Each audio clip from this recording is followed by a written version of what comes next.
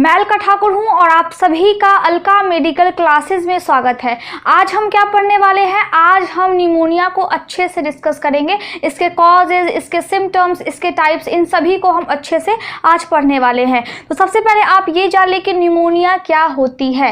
Pneumonia की जो spelling होती है उसमें ये जो पी है वो साइलेंट होता है और बाकी जो NEUMONIA हम इसको प्रोनाउंस करते हैं निमोनिया और पी साइलेंट होती है। इसे आपको ध्यान में रखनी है, ठीक है। चलिए, निमोनिया क्या होती है? निमोनिया इन्फ्लामेटरी इलनेस है लंग्स की। इसका मतलब है कि लंग्स में होने वाली एक ऐसी बीमारी है जिसमें इन्फ्लामेशन होती है। इन्फ्लामेशन को हिंदी में क्या बोलते हैं? सूजन।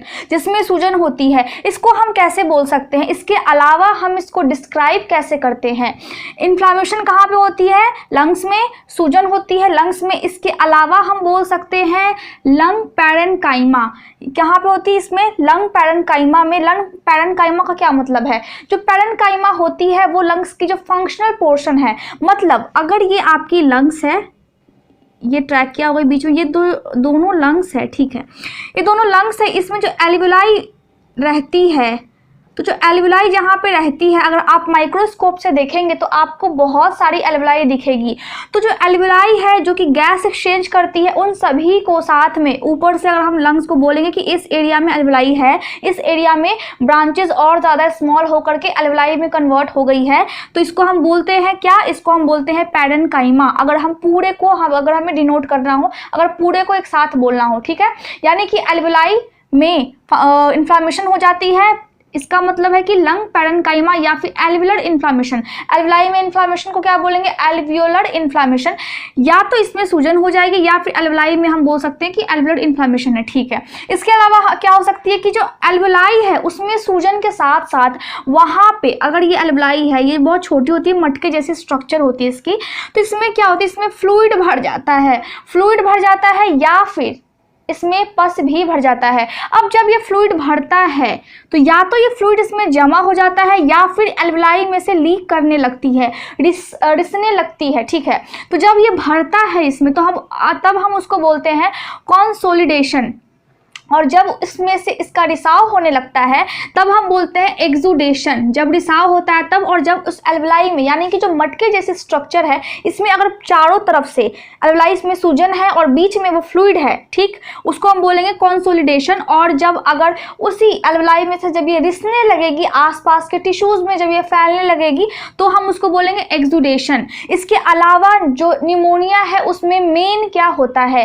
निमोनिया में मेन कारण है कि लंग्स में इन्फेक्शन हो जाती है, जहां पे मैंने ये लिखा है कि pneumonia is general term that refers to an infection of the lungs. Lungs में इन्फेक्शन हो जाती है। अब लंग्स में इन्फेक्शन कौन कॉज करते हैं, किस कारण से होती है? बहुत सारे माइक्रो ऑर्गेनिज्म है। माइक्रो ऑर्गेनिज्म मतलब वैसे छोटे ऑर्गेनिज्म जिनको हम अपनी आंखों से नहीं देख सकते हैं, हमें माइक्रोस्कोप की जरूरत होती है। तो क्या क्या होते हैं वो? वायरस, बैक्टीरिया, फंजाई और पैरासाइट्स। आप सभी को पता है वायरस क्या होती है, बैक्टीरिया क्या होती है, फंजाई क्या होती है, लेकिन पैरासाइट्स भी मैंने लिखा है। पैरासाइट्स का मतलब है कि ये ऐसी बैक्टीरिया है, ये ऐसे छोटे से माइक्रो ऑर्गेनिज्म है जो कि होस्ट में, यानी कि जैसे अगर मेरे बॉडी में पैरासाइट आ जाएगा तो ये मेरे बॉडी में ही रहेगा और कोई भी सिम्टम्स इसके नहीं आएंगे, बॉडी में कोई लक्षण हमें देखने को नहीं मिलेगी, लेकिन ये मुझसे ही न्यूट्रिशन लेगा, मुझसे ही पोषक तत्व ये लेगा और अपना जो रिप्रोडक्शन है, अपने संख्या को ये बढ़ाते जाएगा मेरे बॉडी में और मुझी को हार्म करता जाएगा, यानी कि नुकसान मुझे होगा और ये बढ़ती जाएगी संख्या में। तो उसको हम बोलते हैं पैरासाइट्स, जो अपना जो दूसरे के बॉडी में रह करके अपना भोजन लेती है, उसको हम क्या बोलते हैं? पैरासाइट्स। तो वायरस, बैक्टीरिया, फंजाई और पैरासाइट्स, इन सभी के कारण जो इन्फेक्शन होती है लंग्स में, उसको हम क्या बोलते हैं? निमोनिया। मेनली निमोनिया का यही कारण है कि लंग्स में इन्फेक्शन हो जाना। उसके बाद जब इन्फेक्शन हो जाती है तो क्या होता है? ये जो एल्वियोलाई है वो एक तो सूजन आ जाती है उसमें, और वो सूज करके क्या होता है कि थोड़ा सा फूल जाता है। जो उसकी स्पेस है, जो अपनी जो स्पेस लेता है, जो उसके स्ट्रक्चर है, उसमें थोड़ी सी वो वाइड हो जाती है, चौड़ी हो जाती है, जिसमें क्या होती है कि जो एयर सैक है उसमें फ्लूइड या फिर पस। अब फ्लूइड का क्या मतलब है? फ्लूइड का मतलब है कि लिक्विड थिकी सब्सटेंस, ठीक। और पस का क्या मतलब है? पस ऐसी होती है जो वाइट होती है, थोड़ी सी ज़्यादा थिक होती है, लिक्विड पतली होती है। और पस में क्या होती है? पस में जो WBC यानी कि वाइट ब्लड सेल्स, इसके अलावा जो डेड टिश्यू होते हैं हमारे वो होती है और वो डिस्चार्ज होती रहती है, जिसके कारण क्या होती है पेशेंट में जब निमोनिया हो जाती है, जब मुझे इन्फेक्शन हो गया है, ठीक, वायरस, बैक्टीरिया, फंजाई, पैरासाइट्स के कारण, तो जो मेरी एल्वुलाई है उसमें सूजन हो जाएगी अगर निमोनिया का केस होगा तो।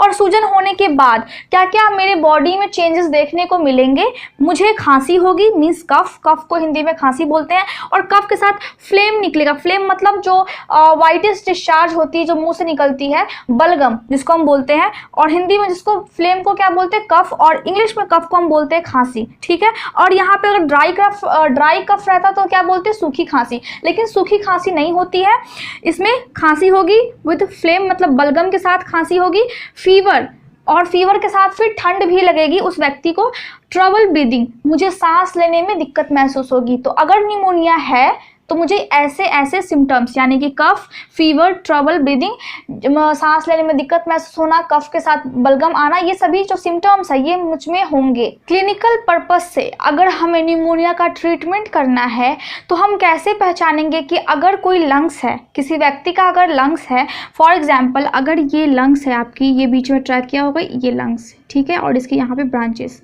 अगर ये लंग्स है तो ज़रूरी तो नहीं है कि इन्फेक्शन लंग्स के राइट साइड हो या फिर लेफ्ट साइड ही हो या फिर पूरे लंग्स में ही साथ में इन्फेक्शन हो जाए। हो सकता है कि लंग्स के जो स्मॉल ब्रांचेस आए हैं ट्रैकिया के उसमें से किसी एक ब्रांचेस में हो जाए, हो सकती है कि सिर्फ ऊपर वाले पोर्शन में इन्फेक्शन हो, बाकी सारा जो लंग्स है वो हेल्दी हो सकता है कि सिर्फ राइट में हो सकता है कि सिर्फ लेफ्ट में हो।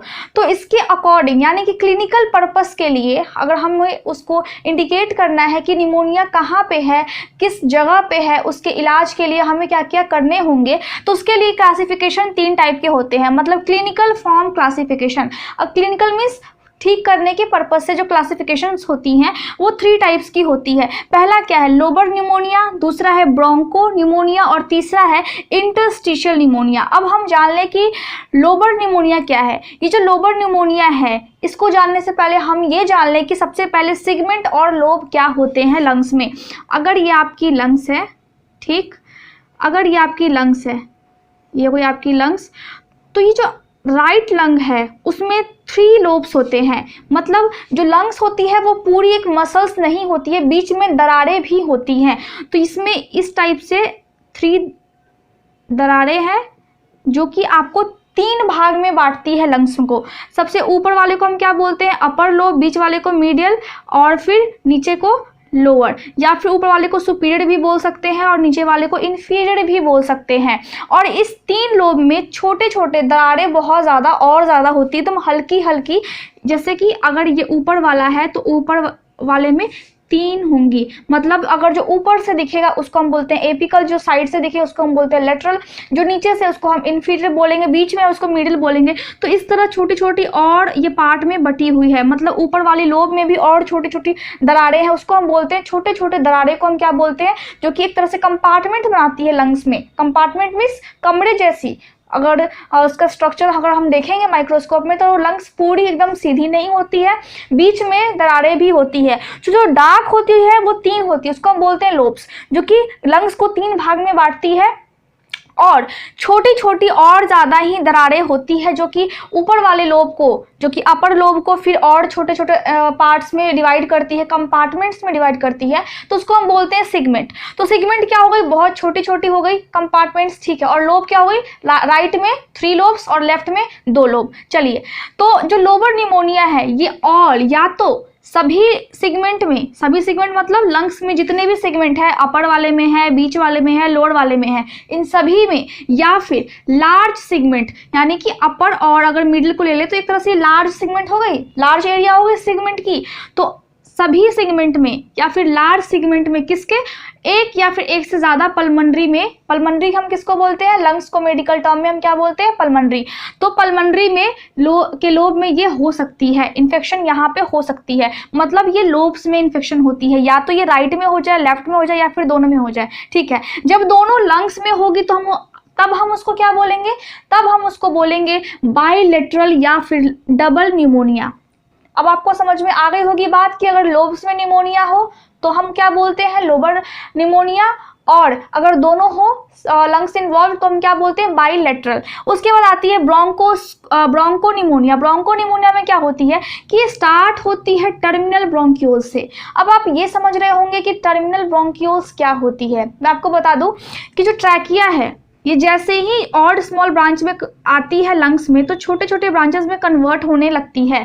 तो सबसे पहले ये प्राइमरी ब्रोंकाई में कन्वर्ट होती है, फिर उससे भी छोटे और ब्रांचेस में कन्वर्ट होती है, तो तब हम उसको बोलते हैं सेकेंडरी ब्रोंकाई। उसके बाद भी और ये जाकर के छोटे छोटे ब्रांचेस में कन्वर्ट होना स्टार्ट हो जाती है, तो इससे जो छोटी ब्रांचेस होती है उसको हम बोलते हैं टर्शियरी या फिर सिगमेंटल। अब जो सिगमेंटल है वो और ज़्यादा छोटे ब्रांचेस में कन्वर्ट होती है, उसको हम बोलते हैं क्या, सब सिगमेंटल या फिर लोब्यूल्स। अब वो जो लोब्यूल्स या फिर सब सिगमेंटल है वो और लंग्स के अंदर जाकर के, लंग्स के मसल्स के अंदर जाकर के और छोटे छोटे ब्रांचेस में कन्वर्ट होती है। तो जो छोटे ब्रांचेस में कन्वर्ट होती है उसको हम क्या बोलते हैं, उसको हम बोलते हैं ब्रोंक्यूल्स। जो ब्रोंक्यूल्स है वो और आगे जाकर के छोटे ब्रांच में डिवाइड हो जाती है, उसको हम बोलते हैं टर्मिनल ब्रोंक्यूल्स। और ये जो टर्मिनल ब्रोंक्यूल्स है ये जब और छोटे ब्रांचेस में डिवाइड होती है तब हम उसको बोलते हैं रेस्पिरेटरी ब्रोंक्यूल्स, जो कि माइक्रोस्कोप में देखने से हमें पता लगता है। अब वो जो रेस्पिरेटरी ब्रोंक्यूल्स है वो और छोटे छोटे ब्रांचेस में डिवाइड हो जाते हैं और मटके जैसी स्ट्रक्चर बनाते हैं, उसको हम बोलते हैं एल्वियोलाई। तो जो एल्वियोलाई है वो सबसे छोटी स्ट्रक्चर है, ठीक है। जो ट्रैकिया है आपकी, ये जब डिवाइड होती है तो सबसे छोटी वाली स्ट्रक्चर को हम बोलते हैं एल्वियोलाई। अब बात कर लेते हैं कि टर्मिनल ब्रोंक्यूल्स, जो ब्रोंक्यूल्स जो डिवाइड होकर के फिर टर्मिनल ब्रोंक्यूल्स में कन्वर्ट हो जाती है। तो ये जो ब्रोंकोनिमोनिया है ये टर्मिनल ब्रोंक्यूल्स में स्टार्ट होती है, जहाँ पे क्या होता है कि ब्रोंक्यूल्स में म्यूको प्यूरुलेंट का क्या मतलब होता है कि म्यूकस यानी कि फ्लूइड भी होगा और साथ में पस भी होगा। ये क्या होता है, म्यूको मीन्स म्यूकस और प्यूरुलेंट मतलब पस, यानी कि वाइट ब्लड सेल्स होगी, डेड टिश्यू होगी और जो मैक्रोफेजेस हमारे होते हैं वो होते हैं, ठीक है। तो ये म्यूकस और पस दोनों होगी उसमें भरी हुई, क्लॉग्ड मतलब भरा हुआ। ये जो टर्मिनल ब्रोंक्यूल्स है उसके अंदर क्या होगी, फ्लूइड और म्यूकस दोनों भरा हुआ रहेगा। और क्या, जिसके कारण हमें क्या देखने को मिलेगा कि ऊपर से अगर हम देखेंगे तो ये जो लोब है इसके लोब्स में हमें पैचेस, क्योंकि उसमें फ्लूइड और पस भरा हुआ है तो हमें ऊपर से पैचेस देखने को मिलेंगे इस लोब्स के आसपास, ठीक है, जिसको हम क्या बोलते हैं, ब्रोंकोनिमोनिया। या फिर लोब्स में क्योंकि पैचेस हमें देखने को मिल रहे हैं तो अब हम इसको बोल सकते हैं लोब्यूलर निमोनिया। तीसरा क्या है, इंटरस्टिशियल निमोनिया। अब इंटरस्टिशियल निमोनिया क्या होती है, इन्फ्लामेशन जो होती है इसमें, ये जो इंटरस्टिशियल का मतलब ही आप समझ रहे होंगे कि जो एल्वियोलाई है उसके बीच में जो छोटी छोटी स्पेस होती है, हर टिश्यू या हर ऑर्गन के बीच में अगर माइक्रोस्कोप से देखेंगे तो एकदम जो छोटी सी, कन्फाइंड का क्या मतलब होता है, मैंने लिखा है एकदम वेरी स्मॉल स्पेस, तो एकदम छोटी सी स्पेस पाई जाती है हर टिश्यू में। हर सेल्स के बाद फिर एक जो दूसरा सेल स्टार्ट होता है उसके बीच में थोड़ी सी स्पेस होती है। तो ये जो इन्फ्लामेशन है ये कहाँ पे होती है, एल्वियोलर वॉल में जो छोटी छोटी स्पेस होती है, एल्वियोलर वॉल के टिश्यू में इन्फ्लामेशन हो जाती है, या फिर एल्वियोलर वॉल में टिश्यू हो जाएगी या फिर उसके आसपास हो जाएगी। यानी कि अगर ये एल्वियोलाई है तो इसके आसपास, बाहर से इसके आसपास कि जो टिश्यू है उसमें इन्फ्लामेशन हो जाएगी, सूजन हो जाएगी। और या फिर इंटरलोबुलर टिश्यूज, इंटरलोबुलर का मतलब ये जो लोब्स है इसके बीच में जो स्पेस होती है, जो टिश्यू है इसके बीच में जो स्पेस होती है इसमें भी हो सकती है, यानी कि लोब में भी हो जाएगी या फिर सबसे स्मॉलेस्ट जो स्ट्रक्चर है एल्वियोलाई में हो जाएगी या एल्वियोलाई के आसपास हो जाएगी इन्फ्लामेशन। किसमें, इंटरस्टिशियल निमोनिया में। निमोनिया के टाइप्स को हम देख लेते हैं। निमोनिया मेनली 7 टाइप्स की होती है। पहली कौन सी है, पहली है इन्फेक्टिव निमोनिया। अब आप नेम से ही ये पता लगा पा रहे होंगे कि इन्फेक्टिव का क्या मतलब होता है, इन्फेक्शन। तो ये जो निमोनिया है इसमें इन्फ्लामेशन मतलब सूजन हो जाती है और इन्फेक्शन हो जाती है लंग्स में और ब्रोंकियल ट्यूब्स में। जो ब्रोंकियल ट्यूब्स है वो क्या होती है, मैंने आपको बताया है कि जो ट्रैकिया है वो लंग्स में जाकर के फिर डिवाइड करती है।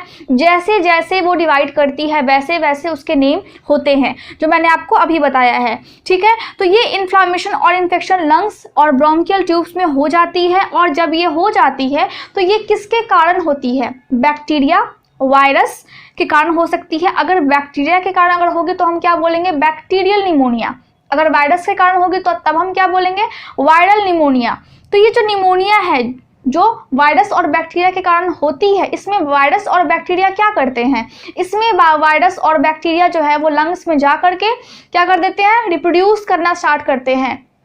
रिप्रोड्यूस का क्या मतलब होता है, मतलब वो जो वायरस या फिर वो जो बैक्टीरिया है वो अपनी संख्या को बढ़ाना स्टार्ट कर देते हैं। जब वो अपनी संख्या को बढ़ाते हैं तो मोस्टली कौन सी बैक्टीरिया बैक्टीरियल न्यूमोनिया कॉज करती है, मोस्टली स्ट्रेप्टोकोकस न्यूमोनियाई या फिर न्यूमोकोकस एक बैक्टीरिया होती है जो अक्सर न्यूमोनिया को कॉज करती है। कौन सी न्यूमोनिया, इन्फेक्टिव न्यूमोनिया को, जिसमें इन्फेक्शन हो जाती है और सूजन हो जाती है लंग्स में।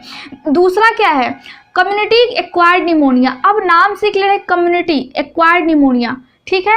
इसका क्या मतलब है कि हॉस्पिटल और जो अदर हेल्थ केयर सेटिंग्स है, अदर हेल्थ केयर सेटिंग्स का क्या मतलब होता है, नर्सिंग होम्स हो गए, डायलेशन सेंटर हो गई, डायलाइसिस सेंटर हो गई। जो डायलाइसिस सेंटर होती है उसमें क्या होता है, उसमें जो किडनी खराब होती है जिनकी, वो जो वेस्ट है वो बाहर निकालने के लिए वो जाते हैं, वो डायलाइसिस करवाते हैं, ठीक है। तो जो नर्सिंग होम्स हो गई और जो सेंटर हो गई, जो और जो क्लिनिक्स हो गई, वो सभी को छोड़ करके, वो सभी के इन्फेक्शन को छोड़ करके, हॉस्पिटल वाले इन्फेक्शन को भी छोड़ करके अदर जो बैक्टीरिया की जो इन्फेक्शन होते हैं वो हो जाते हैं, इन्वायरमेंट से हो जाते हैं। अब इन्वायरमेंट से कैसे होंगे, किसके थ्रू होंगे, एयर के थ्रू, हवा के थ्रू, वहाँ सांस के थ्रू। जब वो सांस लेंगे और अगर हवा में अगर वो इन्फेक्शन है तो क्या होगा, नोज के थ्रू वो लंग्स में चला जाएगा। अब वो जो जर्म्स है, जर्म्स हम क्या किसको बोलते हैं, बैक्टीरिया या फिर वायरस। मोस्टली इन्फेक्शन किससे होती है, बैक्टीरिया से होती है वायरस की अपेक्षा। तो जो जर्म्स है वो मोस्टली कब जाती है, सोने के दौरान। अगर हवा में इन्फेक्शन है तो वो चली जाती है लंग्स में, ठीक है। जब वो चली जाती है तब वो माउथ, नोज और थ्रोट में रहती है वो जो इन्फेक्शन है वो। और ये जो कम्युनिटी एक्वायर्ड निमोनिया है ये सबसे कॉमन निमोनिया है, ये अधिकतर लोगों को होती है। और मोस्टली ये कब होती है, सर्दी के मौसम में, विंटर सीजन में ये मोस्टली होती है। तीसरा है hospital acquired pneumonia. Hospital acquired pneumonia name से ही क्लियर है कि ऐसे बैक्टीरिया, ऐसे इन्फेक्शन जो कि हॉस्पिटल से लग जाते हैं। अब एग्जाम्पल में समझ लीजिए कि अगर कोई व्यक्ति है और वो उसको दिल की बीमारी है और वो हॉस्पिटल में जाता है तो उस कंडीशन में हॉस्पिटल से जो बैक्टीरिया है उसके बॉडी में आने के चांसेस बहुत ज़्यादा हो जाते हैं। मेनली किस पेशेंट को बहुत ज़्यादा ये रिस्क होती है, जिसको वेंटिलेटर पे रखा जाता है, उसमें ये बैक्टीरिया होने के चांसेस बहुत ज़्यादा होते हैं। और ये जो हॉस्पिटल एक्वायर्ड निमोनिया है ये बहुत रिस्की होती है, यानी कि बहुत सीवियर कंडीशन होती है और ये बहुत ज़्यादा ही सीरियस होती है कम्युनिटी एक्वायर्ड निमोनिया से। कम्युनिटी एक्वायर्ड निमोनिया को शॉर्ट फॉर्म में मैंने क्या लिखा है, CAP, और इसको क्या बोलेंगे, HAP। क्या बोलेंगे, HAP, ठीक है, हॉस्पिटल एक्वायर्ड निमोनिया को, और इसको बोलेंगे CAP। इसके बाद है हेल्थ केयर एसोसिएटेड निमोनिया। इसमें क्या होती है कि हॉस्पिटल में तो नहीं लेकिन अदर जो हेल्थ केयर सेटिंग्स है उसको क्या बोलते हैं, for example nursing home, dialysis centre, clinics हो गई, ये सभी से निमोनिया की जो बैक्टीरिया है वो आने के चांसेस होते हैं। इसको हम क्या बोलते हैं, हेल्थ केयर एसोसिएटेड निमोनिया, जो कि हेल्थ केयर से जो रिलेटेड जो भी जगह है वहाँ से हो जाती है। पांचवा क्या है, फंगल निमोनिया। फंगल निमोनिया भी नेम से क्लियर है कि फंगस से निमोनिया हो जाती है।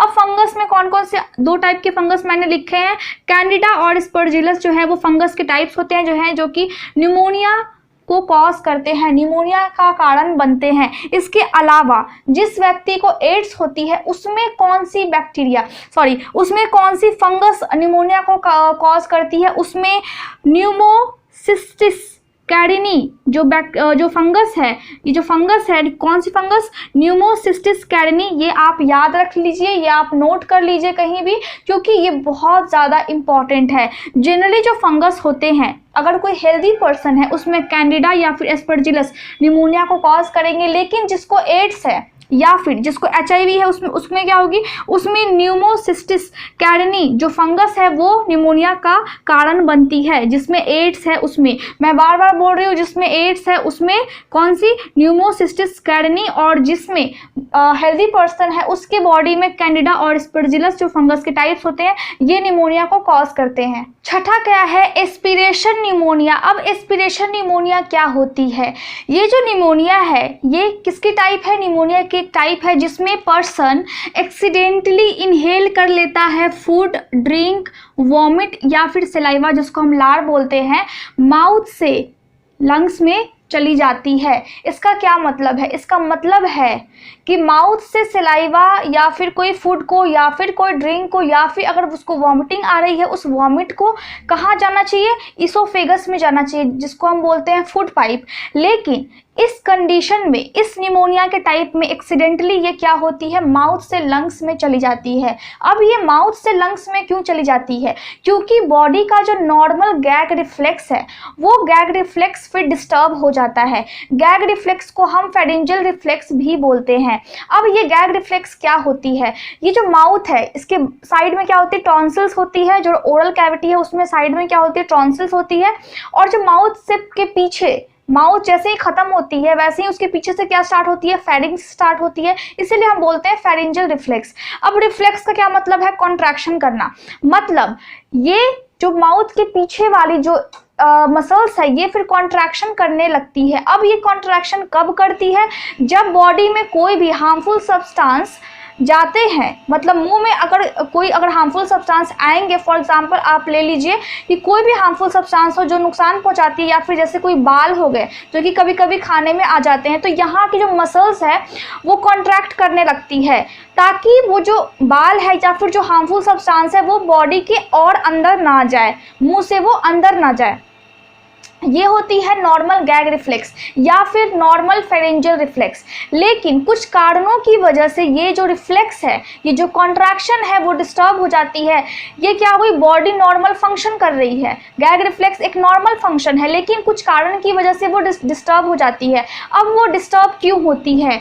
ब्रेन इंजरी की वजह से, ब्रेन में चोट लग जाए इसकी वजह से, स्वैलोइंग प्रॉब्लम, किसी व्यक्ति को निगलने में बहुत दिक्कत होती है उस कंडीशन में, या फिर कोई व्यक्ति क्या होता है कि बहुत ज़्यादा अल्कोहल लेता है या फिर बहुत ज़्यादा ड्रग्स लेता है, जो बहुत सारी मेडिसिन के अगर साइड इफ़ेक्ट्स हो जाते हैं उस कंडीशन में भी क्या होती है? जो नॉर्मल गैग रिफ्लेक्स है वो फिर डिस्टर्ब हो जाते हैं। जब ये डिस्टर्ब हो जाते हैं तो जो इसका साइड इफ़ेक्ट्स क्या हो जाता है? एक्सीडेंटली कभी कभी, अक्सर नहीं कभी कभी, ये सभी चीज़ें माउथ से फिर लंग्स में चली जाती हैं और लंग्स में जा करके फिर इन्फेक्शन पैदा करती है। जब ये इन्फेक्शन पैदा करती है तो लंग्स की कैविटी में पस बनने लगता है, जिसको हम बोलते हैं लंग्स एब्सिस। ठीक है, इसके बाद हम देखते हैं एटिपिकल निमोनिया को। एटिपिकल निमोनिया में बहुत सारे बैक्टीरिया के टाइप्स है। टाइप्स कौन कौन से हो गए? लेजियोनेला, न्यूमोफिला, माइकोप्लाज्मा निमोनिया या फिर क्लेमाइडोफिला निमोनियाई। ठीक है, ये सभी जो है किसकी टाइप है? CAP मैंने आपको बताया है कौन सी निमोनिया की टाइप है? Community acquired pneumonia. ये एक तरह से एटिपिकल निमोनिया जो है वो कम्युनिटी एक्वायर्ड निमोनिया की ही टाइप है। तो ये जो सभी बैक्टीरिया है ये पैदा करते हैं कम्युनिटी एक्वायर्ड निमोनिया, मतलब ये कम्युनिटी में होती है। इसमें क्या होती है? ये पर्सन से पर्सन निमोनिया पास होते रहते हैं, क्योंकि जो इसके इन्फेक्शन है वो एक पर्सन से दूसरे पर्सन में फैलता जाता है। चलिए अब हम इसके रिस्क फैक्टर को देख लेते हैं कि निमोनिया के क्या क्या रिस्क फैक्टर्स होते हैं जिसके कारण निमोनिया हो सकती है या फिर उसके चांसेस बहुत ज़्यादा हो जाते हैं। पहला है एज। जो बहुत बूढ़े लोग हैं यानी कि 65 या उससे ज़्यादा के उम्र के लोग हैं उनमें ये चांसेस बहुत ज़्यादा होती है। जो सिगरेट का स्मोक करते हैं, सिगरेट स्मोकिंग करते हैं, उनमें ये चांसेस ज़्यादा हो जाती है। जिनको बहुत लंबे टाइम से बीमारी है, किसकी? हार्ट की, लंग्स की जिसको बीमारी है या फिर जिसको डायबिटीज़ है, उनको ये चांसेस ज़्यादा होते हैं। या फिर स्ट्रोक में क्या होती है कि ब्रेन तक सही से ब्लड नहीं पहुंच पाता है, और इस कंडीशन में क्या होती है कि ब्रेन सही से फंक्शन नहीं करती है। जब ब्रेन फंक्शन नहीं करती है तो उस व्यक्ति को डिफ़िकल्ट होती है स्वेलो में, क्योंकि जो ब्रेन है वो बहुत सारे फंक्शन को कंट्रोल करती है। जब वो कंट्रोल करती है तो बहुत सारे फंक्शन डिस्टर्ब होते हैं, और इसमें क्या डिस्टर्ब होती है? जो स्वेलो हम करते हैं, जो हम खाना को निगलते हैं, वो भी किससे होती है? वो भी ब्रेन कंट्रोल करके रखती है, तो वो डिस्टर्ब हो जाती है। जब ये डिस्टर्ब होती है तो एस्पिरेशन निमोनिया होने के चांसेस बहुत ज़्यादा बढ़ जाते हैं। मतलब एक्सीडेंटली क्या हो सकती है? माउथ से जो खाना है, जो अभी हम पीते हैं, या फिर जो सलाइवा है हमारा, वो लंग्स में पहुंच जाएगी और फिर कौन से निमोनिया कॉज करेगी? वो एस्पिरेशन निमोनिया को कॉज करेगी। इसके अलावा जिसका इम्यून सिस्टम वीक है, किसका इम्यून सिस्टम वीक होता है सबसे ज़्यादा? जो एड्स के पेशेंट होते हैं या फिर जो कैंसर, जिनको कीमोथेरेपी ट्रीटमेंट चलती रहती है। कीमोथेरेपी किसको होती है? जिसको कैंसर के पेशेंट होते हैं उनको कीमोथेरेपी चलती है। तो इन पेशेंट्स में होने के चांसेस बहुत ज़्यादा हो जाते हैं। रिसेंट वायरल रेस्पिरेटरी इन्फेक्शन, जिनको अभी रिसेंट में ही मतलब हाल फिलहाल में ही नोज में या फिर फेरिंग्स में इन्फेक्शन हुआ है, उनको ये चांसेस ज़्यादा होती है। जैसे कि अगर आपको नॉर्मल सर्दी जुकाम है या फिर लैरिंग्स में अगर आपको सूजन है, तब उस कंडीशन में आपको हो सकती है। सेरेब्रल पैल्सी, पैल्सी का मतलब होता है पैरालिसिस, ठीक है। तो सेरेब्रम जो कि ब्रेन में होती है और उसमें अगर पैरालिसिस हो जाती है, मतलब वहाँ पे सही से ब्लड नहीं पहुँच पाती है, तो क्या होती है, वहाँ का जो एरिया है वो डेड हो जाएगा। उस समय क्या हो जाती है, पैरालिसिस हो जाती है, जिसको हम बोलते हैं पैल्सी, यानी कि सेरेब्रम में पैल्सी हो जाती है। उस कंडीशन में निमोनिया होने के चांसेस होते हैं, यानी कि इन्फेक्शन होने के चांसेस होते हैं। बहुत सारे जो बैक्टीरिया है वो बॉडी पे हमला कर देती है, ठीक है। या फिर जिस पेशेंट को या फिर जिस व्यक्ति का रिसेंट में हाल फिलहाल में सर्जरी हुआ है या फिर जिसका एक्सीडेंट्स हुआ है, एक्सीडेंट्स के टाइम में भी क्या होती है कि बैक्टीरियल इन्फेक्शन या फिर वायरल इन्फेक्शन होने के चांसेस बहुत ज़्यादा बढ़ जाते हैं। तो निमोनिया का जो होने के जो कंडीशंस है, जो चांसेस है वो भी बहुत ज़्यादा बढ़ जाएंगे। माल न्यूट्रिशन, जिसको पोषक तत्व सही से नहीं मिला है जिस बच्चे को, उस बच्चे में क्या होगी, बहुत सारी चीज़ों की कमी होगी, इसके कारण जो उसका इम्यून सिस्टम है वो वीक होगा। जब इम्यून सिस्टम जब वीक होगा तो आसपास की जो बैक्टीरिया है या फिर जो वायरस है वो बॉडी पे हमला कर देंगी, वो बॉडी पे अटैक करने लगेगी और जो उसका इम्यून सिस्टम है वो उससे लड़ नहीं पाएगा। उस कंडीशन में निमोनिया के चांसेस हो सकते हैं। प्रेगनेंसी के टाइम में हो सकती है या फिर बच्चों में ये अक्सर होती है, बहुत ज़्यादा छोटे बच्चों में या फिर जो जस्ट जिसका जन्म हुआ है उनमें निमोनिया के चांसेस बहुत ज़्यादा होते हैं, क्योंकि जो इन्वायरमेंट है, उनकी जो बॉडी है वो उसको एक्सेप्ट तुरंत नहीं कर पाती है। अल्कोहल या फिर ड्रग एब्यूज से, बहुत ज़्यादा अल्कोहल पीने से या फिर कोई ड्रग का आदत यानी कि जो हैबिट है उसको नशे की तरह कोई व्यक्ति यूज़ करता है, तो उस कंडीशन में हो सकती है। हॉस्पिटलाइजेशन में जो व्यक्ति इंटेंसिव केयर यूनिट यानी कि आईसीयू में जो व्यक्ति भर्ती रहता है, उसको निमोनिया होने के चांसेस बहुत ज़्यादा होते हैं। ये हॉस्पिटल एक्वायर्ड निमोनिया होने के चांसेस अक्सर होते हैं, क्योंकि हॉस्पिटल में बहुत सारे वायरस और बहुत सारी बैक्टीरिया होती है जो उस व्यक्ति को फैल सकती है, उस व्यक्ति में हो सकती है, क्योंकि ऑलरेडी वो व्यक्ति का इम्यून सिस्टम अभी वीक है, तभी तो वो हॉस्पिटल में है। तो ये सभी रिस्क फैक्टर होते हैं जिनकी वजह से निमोनिया हो सकती है। इसके अलावा भी बहुत सारे रिस्क फैक्टर हो सकते हैं। निमोनिया की पैथोफिजियोलॉजी क्या होती है? पैथोफिजियोलॉजी का क्या मतलब है कि जो डिजीज़ है उनके होने से पहले और क्या क्या चेंजेस डिजीज़ के दौरान हुए हैं, और लास्टली जो अभी कंडीशन है सेल्स की या फिर लंग्स की, अगर निमोनिया की बात करें तो लंग्स पहले कैसा था और फिर क्या क्या सिम्टम्स उसमें आए, क्या क्या चेंजेस लंग्स में आए, लंग्स की फंक्शन में क्या क्या चेंजेस आए हैं, और लास्टली अब पेशेंट किस कंडीशन में है। तो इसको हम क्या बोलते हैं? इसको हम बोलते हैं पैथोफिजियोलॉजी। मतलब डिजीज़ से पहले और डिजीज़ के बाद कैसी कंडीशन होती है सेल्स की, एक ऑर्गन्स की या फिर उस व्यक्ति की जिसमें निमोनिया के चांसेस होते हैं। तो पैथोफिजियोलॉजी निमोनिया के समझने से पहले हमें ये समझना होगा कि जो इसकी जो पैथोफिजियोलॉजी है उसमें 4 स्टेजेस होते हैं। ये जो स्टेज है 4 स्टेज में से स्टेज 1 यानी कि फर्स्ट स्टेज में क्या होती है, ये जो इन्फेक्शन है निमोनिया की वो 24 आवर्स में ही हो जाती है। मतलब 24 घंटे में ही इन्फेक्शन उस व्यक्ति को लग जाता है, जिसके कारण 24 घंटे में इन्फेक्शन होने के बाद जो लंग्स है, लंग्स की जो वेसल्स है उसमें कंजेशन हो जाती है, मतलब उसमें फ्लूइड का भरना स्टार्ट हो जाता है, और जो एल्वुलाई है उसमें भी फ्लूइड का एक्यूमुलेशन स्टार्ट हो जाता है, जिसको हम बोलते हैं एल्वुलर एडिमा। उसके बाद लंग्स में बहुत सारे बैक्टीरिया आ जाते हैं और साथ ही कुछ न्यूट्रोफिल्स भी आ जाते हैं। इसका जो टिपिकल सिम्टम है यानी कि जो फर्स्ट स्टेज इन्फेक्शन जब होगा उस व्यक्ति को, तो सिम्टम्स क्या क्या आएंगे? उस व्यक्ति को कफ होगा, फीवर होगा, स्पूटम प्रोडक्शन, स्पूटम मीन्स कफ मतलब क्या होता है खांसी, और स्पूटम मतलब मीन्स म्यूकस, जो म्यूकस होती है उसका प्रोडक्शन होना स्टार्ट हो जाएगा। और फिर यूजुअली ये डेवलप कहाँ पे होती है? ये जो डेवलप है, ये जो कफ है या फिर जो स्पूटम प्रोडक्शन है, ये कुछ दिनों के बाद डेवलप होती है, मतलब कुछ टाइम लगती है, कुछ दिन इसको डेवलप होने में लगते हैं जब भी इन्फेक्शन, लेकिन 24 घंटे में इन्फेक्शन हो जाती है। उसके बाद से जो सिम्टम्स आने वाले हैं वो सिम्टम्स आने में थोड़े दिन टाइम लगते हैं, ठीक है, ज़्यादा दिन नहीं, थोड़े दिन टाइम लगते हैं। उसके बाद जब ये सभी सिम्टम्स जब आ जाती है, मतलब इन्फेक्शन थोड़ा सा और ज़्यादा बढ़ जाती है, तो क्या होती है, तो लंग्स में जो लंग्स की जो तो ये जो कैविटी है इसको बोलते हैं प्लूरल कैविटी, ये जो ट्रैकिया है प्लूरल कैविटी, ठीक है, ये क्या होती है, जो बाहर से जो लंग्स को घेरे होती है इसको बोलते हैं प्लूरल कैविटी। तो इसमें इन्फ्लामेशन हो जाती है जिसको हम बोलते हैं प्लूरिसी या फिर प्लूराइटिस।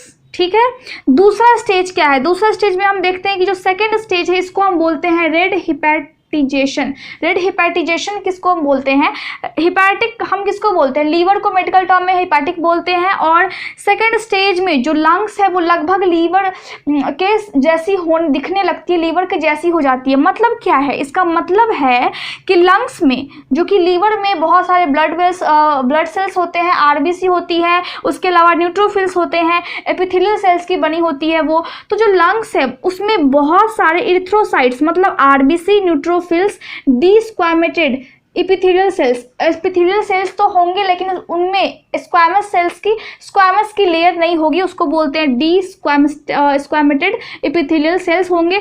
फिब्रिन क्या होती है, प्रोटीन होती है, एल्वेलाई के अंदर आ जाती है। अगर ये एल्वेलाई है, मटके जैसे स्ट्रक्चर है लंग्स में, ठीक है, जिसमें से गैस एक्सचेंज होता है, इसके अंदर आरबीसी आ जाती है, न्यूट्रोफिल्स आ जाती है, डी एपिथेलियल सेल्स आ जाते हैं, फिब्रिन जो कि प्रोटीन है वो आ जाती है इस एल्वेलाई के अंदर में। तो ये क्या होती है, ये लगभग लीवर के जैसी दिखने लगती है, इसीलिए हम इसको बोलते हैं रेड हिपैटिजेशन।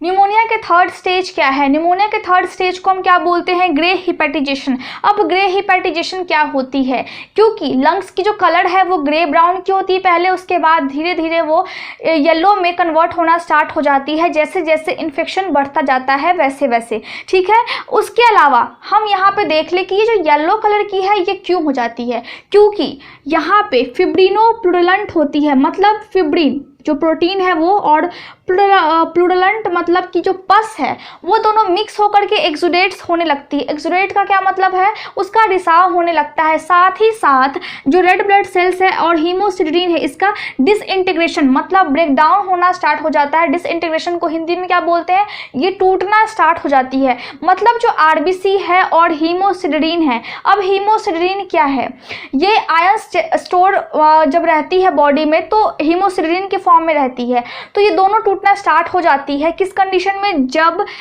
जो ग्रे हिपैटिजेशन होता है, जब रिसाव होने लगती है उस कंडीशन में, जिसको हम बोलते हैं स्टेज थर्ड। स्टेज फोर्थ क्या है, स्टेज फोर्थ को हम रिजोल्यूशन भी बोलते हैं। ये कब होती है, जब ये ब्रेकडाउन होती है सब्सटेंसेस की जो कि लंग्स में होते हैं, उस टाइम में सूजन हो जाती है लंग्स में। और इस स्टेज में जो वाइट ब्लड सेल्स है जो हमारे बॉडी को प्रोटेक्ट करके रखते हैं, हमारे बॉडी के अंदर वाइट ब्लड सेल्स होते हैं, वो क्या करती है, जो कि हम बोलते हैं वाइट ब्लड सेल्स को कि ये इम्यून सेल्स होते हैं, ठीक है, जो हमारे बॉडी को इम्यून सिस्टम प्रोवाइड करवाती है।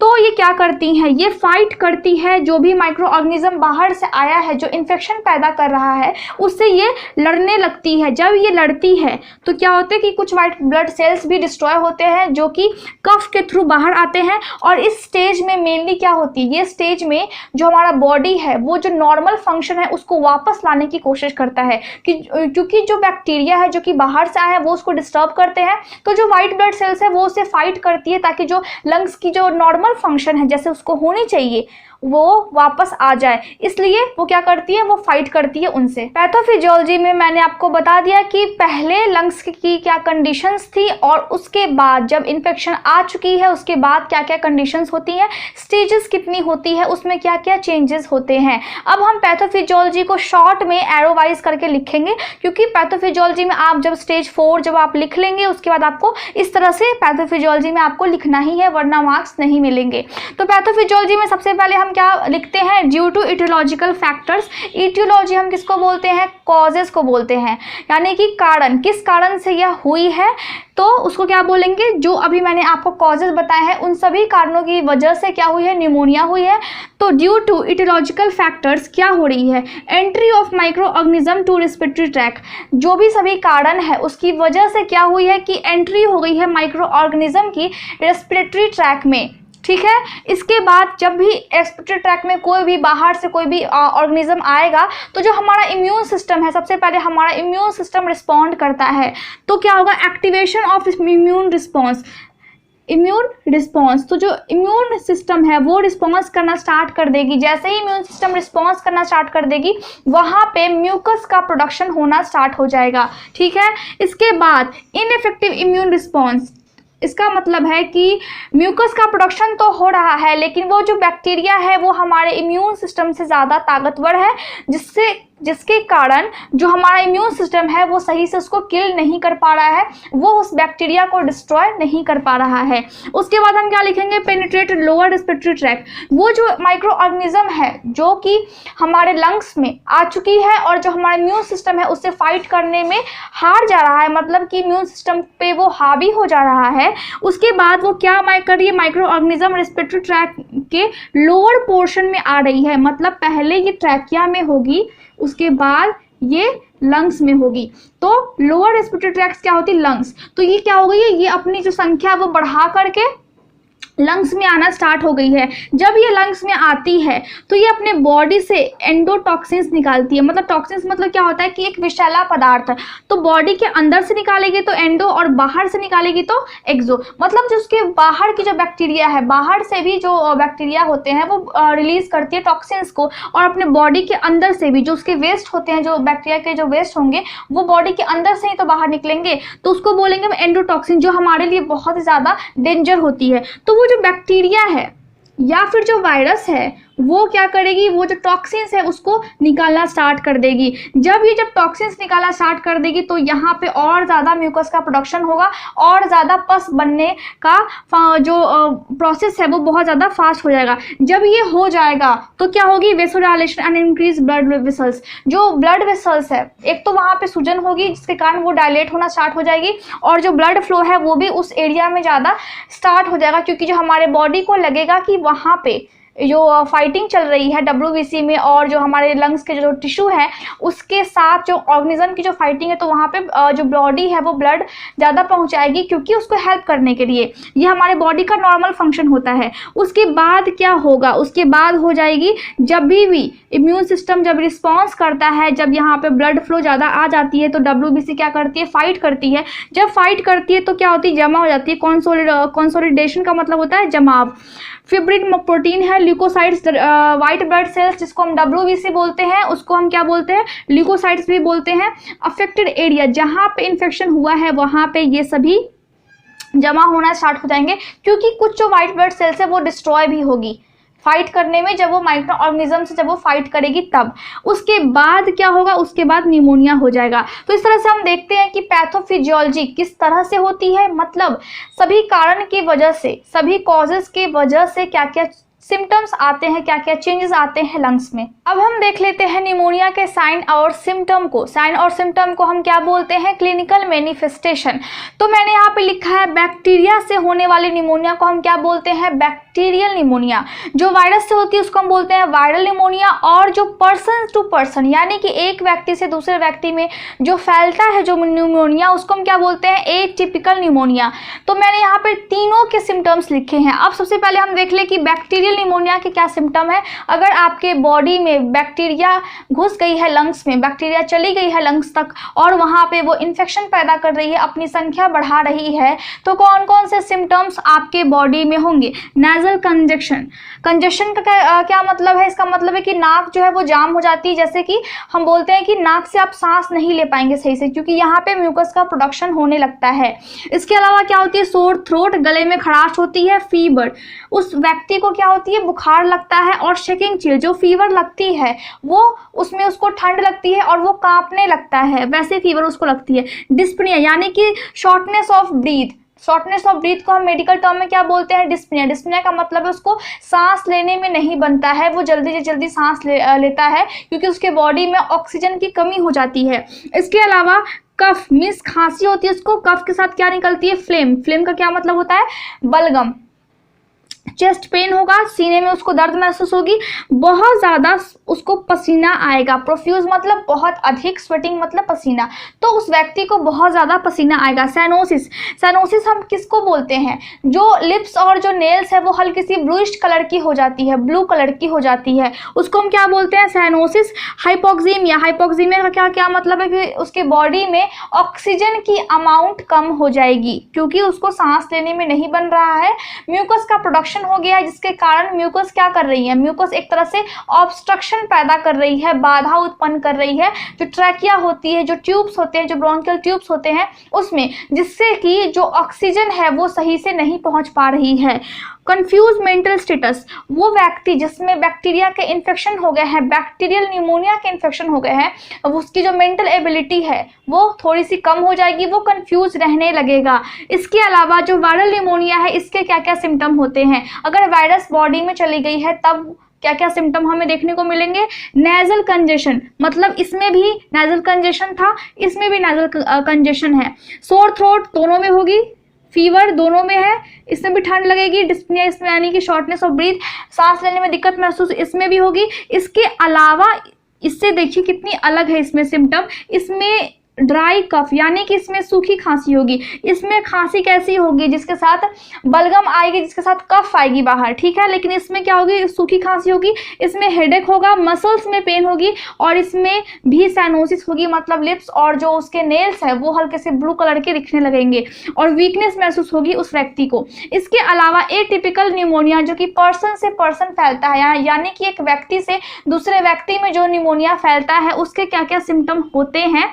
में भी नेजल कंजेशन होगी, सोर थ्रोट यानी कि गले में खराश रहेगी, फीवर होगी, लेकिन फीवर इसमें कितनी होगी, फीवर लो होगी, ज्यादा फीवर नहीं होगी, लेकिन इन दोनों में फीवर बहुत ज्यादा होगी।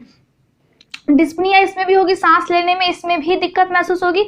कफिंग, इसमें भी खांसी होगी, लेकिन कभी इसमें जो खांसी है वो कभी कभी बहुत ज़्यादा सीवियर हो जाएगी, ठीक है। इसके अलावा ये पॉसिबल है कि इसमें नोजिया, मतलब वॉमिटिंग करने का उसको मन करेगा, उसको नोजिया हो सकती है या फिर वॉमिटिंग उसको हो सकती है और पेशेंट को वीकनेस महसूस होगी। तो आप देख लीजिए, आप डिफ्रेंशिएट कर लीजिए कि वायरस के कारण और बैक्टीरिया के कारण या फिर एटिपिकल जो निमोनिया है उसके क्या क्या सिम्टम्स होते हैं। डायग्नोस्टिक इवेल्युएशन हम किस तरह से करते हैं, मतलब कौन कौन से ऐसे टेस्ट है जो निमोनिया में किया जाता है। सबसे पहले देख ले, चेस्ट हम एक्सरे करेंगे, फिर सीटी स्कैन करेंगे ताकि हम लंग्स के टिश्यू को अच्छे से एग्जामिन कर पाए, उसका अच्छे से डिटेल स्टडी कर पाए। इसके अलावा हम ब्लड टेस्ट करेंगे, ब्लड टेस्ट के बाद हम ब्रोंकोस्कोपी करेंगे जिससे हम डायरेक्ट एग्जामिनेशन कर सकते हैं, जो एयरवे है, जो ट्रैकिया है, जो लंग्स है, उसको हम देख सकते हैं कि म्यूकस की प्रोडक्शन कितनी हो रही, डायरेक्ट हम एग्जामिनेशन कर सकते हैं। फिर स्पूटम कल्चर, यानी कि स्पूटम किसको बोलते हैं, म्यूकस को,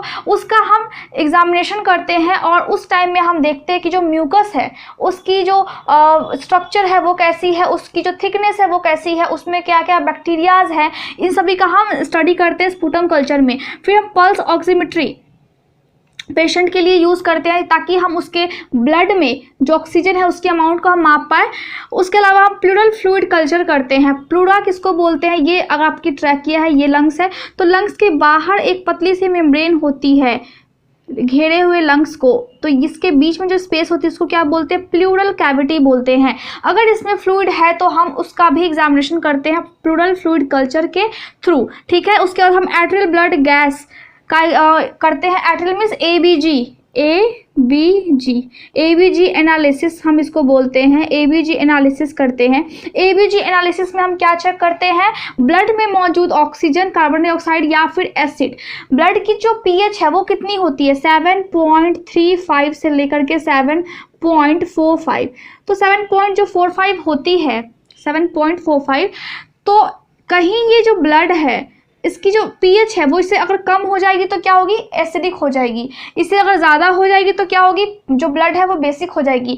तो इन सभी को हम कैसे चेक करते हैं, इन सभी को हम एट्रियल ब्लड गैस के थ्रू हम चेक करते हैं। एबीजी एनालिसिस में हम इसका पता लगाते हैं। अब हम ये समझ ले कि इसका मैनेजमेंट हम किस तरह से करते हैं। मैनेजमेंट दो तरीके से होती है। पहली, नॉन फार्माकोलॉजिक इंटरवेंशंस। इंटरवेंशंस का क्या मतलब है कि जो एक्शन हम किसी डिजीज़ को ठीक करने के लिए लेते हैं उसको हम बोलते हैं इंटरवेंशन। तो पहला क्या है, नॉन फार्माकोलॉजिक इंटरवेंशंस, और दूसरा है फार्माकोलॉजिक इंटरवेंशन। नॉन फार्माकोलॉजिक मतलब जिसमें मेडिसिन नहीं यूज किए जाते हैं, और फार्माकोलॉजिक जिसमें मेडिकेशंस, जो मेडिसिन होते हैं, जो ड्रग्स होते हैं, उसमें हम यूज करते हैं। तो सबसे पहले हम देखेंगे नॉन फार्माकोलॉजिक इंटरवेंशंस। इसमें हम क्या क्या करते हैं। इसमें तो सबसे पहली बात, हम मेडिसिन को यूज नहीं करते हैं।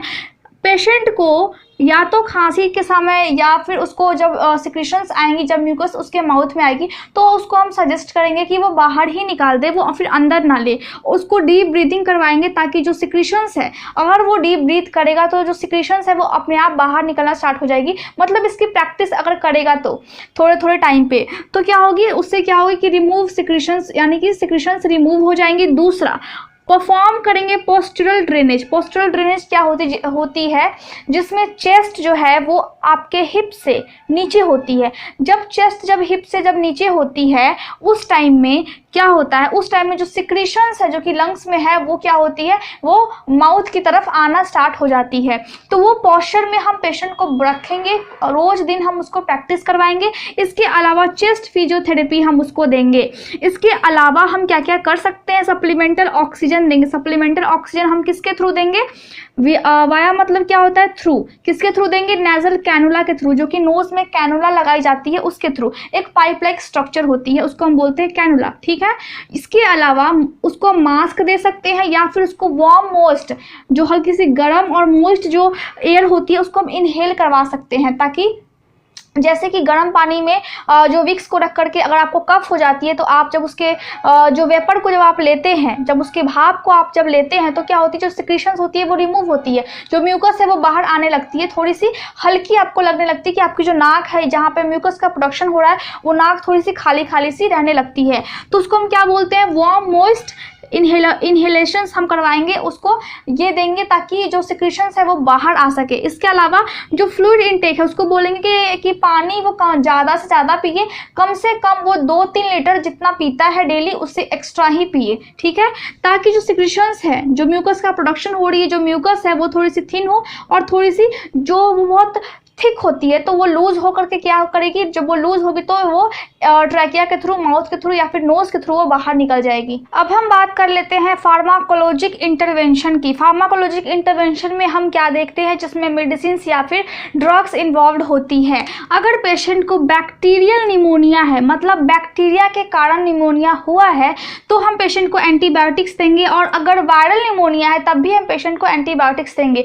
क्यों, क्योंकि बैक्टीरिया होने के चांसेस हो सकते हैं। इसके अलावा क्या है, माइल्ड निमोनिया अगर पेशेंट को होगी, इस जो व्यक्ति जिसको माइल्ड निमोनिया है उसको सिर्फ निमोनिया होगी और कोई अदर डिजीज नहीं होगी, तब हम उसको क्या देंगे, ओरल मैक्रोलाइड एंटीबायोटिक्स। इसके एग्जांपल्स क्या क्या है, एजिथ्रोमाइसिन्स या फिर इरिथ्रोमाइसिन्स। इसके अलावा भी और भी मेडिसिन होते हैं। अगर पेशेंट को माइल्ड निमोनिया के साथ साथ किडनी डिजीज़ है, हार्ट डिजीज़ है और लंग्स डिजीज़ है, तब हम पेशेंट को क्या देंगे, फ्लूरोक्विनोलोन। इसके अलावा देंगे हम स्पारफ्लोक्सासिन।